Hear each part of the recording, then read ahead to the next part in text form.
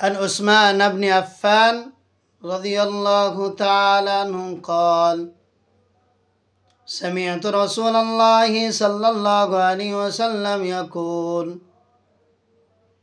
من صلى العشاء في جماعة فكأنما قام نصف الليل، ومن صلى الصبح في جماعة فكأنما صلى الليل كله. رواه مسلم। হযরত উসমান ইবনে আফফান রাদিয়াল্লাহু তাআলা আনহু বলেন, আমি রাসূলুল্লাহ সাল্লাল্লাহু আলাইহি ওয়াসাল্লামকে ইরশাদ করতে শুনিয়েছি, যে ব্যক্তি ইশার নামাজ জামাতের সহিত পড়ে, ফাকান্নামা কামা নিসফাল লাইলি, সে যেন অর্ধরাত্রি পর্যন্ত ইবাদত করিল। ওমান সাল্লা সুবহা ফি জামাআতিন, আর যে ব্যক্তি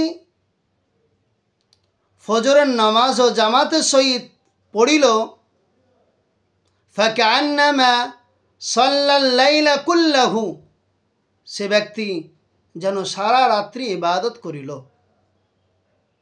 মহান আল্লাহ রাব্বুল আলামিন আমাদেরকে এই হাদিসের উপরে আমল করার তৌফিক দান করুন, বলুন আল্লাহুম্মা আমিন।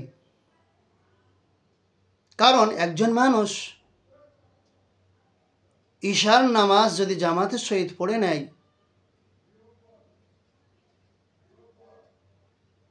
অর্ধেক রাত্রি সে ইবাদতের মধ্যে অবস্থান করিল।